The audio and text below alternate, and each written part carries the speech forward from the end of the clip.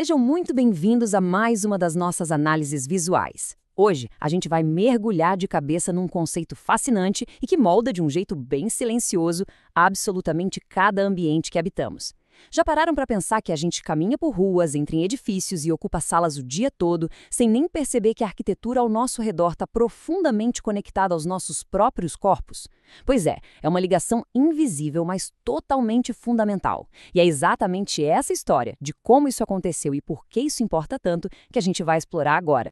Dê uma olhada rápida no espaço ao seu redor agora mesmo. A altura do teto, a largura da porta, a distância exata entre as paredes. Como é que essas dimensões foram decididas? Olha, não foi por acaso, não. Na verdade, tudo que a gente vê construído tem uma raiz muito profunda num conceito que a gente chama de escala humana. Mas a arquitetura nem sempre foi pensada desse jeito. Para entender como chegamos ao design dos espaços de hoje, a gente precisa dar um salto no tempo e entender uma mudança monumental na forma como a humanidade passou a enxergar a si mesma. E para entender essa história toda, a nossa jornada de hoje vai ser a seguinte: 1. Do cosmos ao humano. 2. O homem como medida. 3. A diferença entre a escala humana e a monumental. 4. O segredo da proporção. E 5. O modulor na prática. Vamos lá? Então, começando com a seção 1. Do cosmos ao humano. Para a gente captar a verdadeira essência da nossa arquitetura, é preciso observar como as prioridades de construção mudaram radicalmente ao longo dos milênios. Pensa só, lá na Antiguidade Pré-Clássica, no Antigo Egito, grandes construtores como Imhotep ou Sennemut não eram simplesmente arquitetos. Os caras eram chanceleres, chefes do tesouro, verdadeiros supervisores das dádivas do céu e da terra. A arquitetura, para eles, era literalmente uma parte do cosmos, totalmente guiada por uma tradição religiosa fortíssima. Mas aí, avançando no tempo, a gente olha para a Grécia clássica do século V a.C. e repara numa verdadeira revolução mental acontecendo. É a passagem do mitos, que é o mito, pro logos, a razão.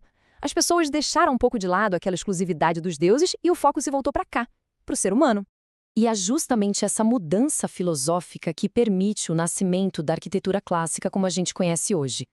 O arquiteto grego deixa de ser o administrador das coisas divinas e passa a focar num problema muito específico, o ato de projetar e construir. É aí que a arquitetura cria o seu próprio território. Ela deixa de ser um reflexo genérico do universo e vira uma ciência independente, com leis próprias e totalmente separada das outras artes. Uma verdadeira virada de chave. O que nos leva à seção 2, o homem como medida. Afinal, se a arquitetura agora é uma disciplina própria, qual passa a ser a nova referência dela? O homem é a medida de todas as coisas. Essa frase super famosa do Parmênides, dita lá no início do século V a.C., é a âncora filosófica do relativismo grego. E olha como isso é poderoso. Significa que o ser humano passa a ser o referencial objetivo para tudo. A verdade, a justiça, a bondade e, claro, a beleza. Tudo isso passa a ser avaliado a partir da nossa própria experiência no mundo.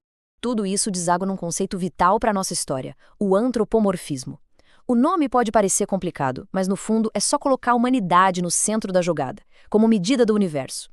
Quando a gente traz isso para a prancheta de desenho, a escala humana vira a base inabalável da arquitetura grega e de praticamente tudo que veio depois no Ocidente.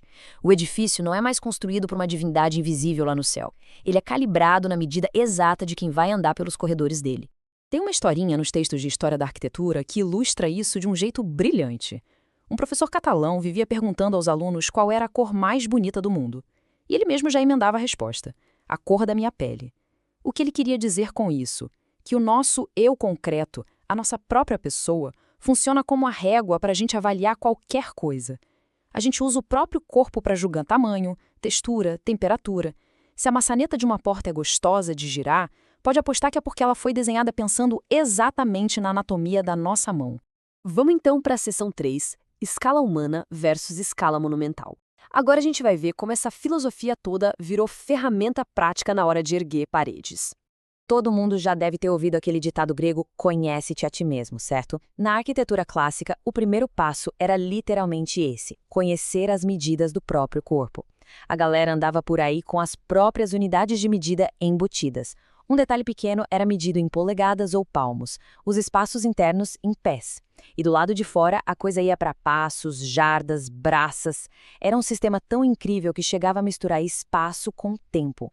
Para medir uma fazenda gigante, usava-se a jornada de um dia, ou o famoso dia de boi, que é simplesmente a quantidade de terra que dá para arar num único dia de trabalho. Sensacional, né? Mas claro, nem toda arquitetura segue essa regra tão certinha. E aqui a gente bate numa diferença enorme. Escala humana de um lado, escala monumental do outro.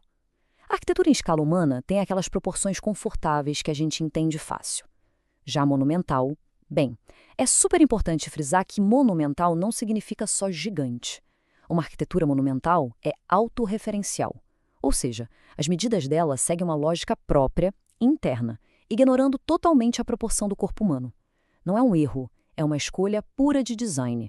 Chegamos na seção 4, o segredo da proporção. Vamos dar uma pisada no freio para entender como a mágica visual de um prédio realmente acontece e como as partes se conectam com o todo. É muito legal ver como a gente sempre buscou uma ordem para tudo. Do lado esquerdo temos o clássico homem vitruviano do Leonardo da Vinci, um símbolo fortíssimo do Renascimento. E do lado direito, um estudo mais moderno, do Ernst Neufert. Ambos mostram a mesma premissa. A natureza organizou nosso corpo de um jeito tão perfeito que cada membro conversa em harmonia com o resto.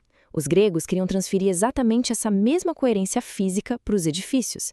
Se o braço é proporcional à perna, a coluna do templo tinha que ser proporcional ao telhado. Era assim que funcionava. Para isso fazer sentido, a gente precisa definir dois termos-chave: modulação e proporção. Modulação é você escolher uma unidade de base. Os gregos usavam o próprio ser humano como módulo. No Renascimento, os arquitetos começaram a usar elementos abstratos, tipo usar o diâmetro de uma coluna como medida base para construir o resto do prédio todinho. Já a proporção é como essas partes conversam entre si. E essas proporções podem ser superdinâmicas e matemáticas, tipo a famosíssima proporção áurea, que é a base absoluta da beleza na estética clássica. E, finalmente, seção 5, o modulor na prática. Para mostrar que tudo isso não ficou preso nas ruínas antigas, vamos avançar 25 séculos e ver como essas regras se aplicam no mundo moderno. Dá só uma olhada nessa genialidade do século XX, o modulor, criado pelo super famoso arquiteto Le Corbusier. O cara percebeu que o sistema métrico decimal padrão era meio frio, meio sem alma, e decidiu tentar resgatar aquele antropomorfismo clássico lá da Grécia. Ele pegou as medidas baseadas na altura e no alcance de uma pessoa padrão e misturou com precisão matemática moderna. O objetivo? Criar um sistema harmônico que unisse de vez a escala humana à arquitetura contemporânea. Uma resposta moderníssima para aquela mesma velha questão grega. O que nos deixa com uma reflexão final que eu acho muito bacana. A evolução da arquitetura não é só um monte de tijolo e concreto empilhado. É, no fundo, a história de como a gente se enxerga no universo, desde os antigos templos cósmicos até as nossas casas pensadas para o nosso conforto. Sabendo agora que cada porta, cada janela e cada teto carrega a herança viva dessa filosofia, a pergunta que fica martelando é: o que os espaços modernos que a gente frequenta todo dia estão dizendo sobre quem a gente é hoje? Será que a gente continua sendo a medida de todas as coisas? Fica aí o convite para todo mundo olhar o mundo ao redor com outros olhos. Valeu demais por nos acompanhar em mais essa exploração. Até a próxima!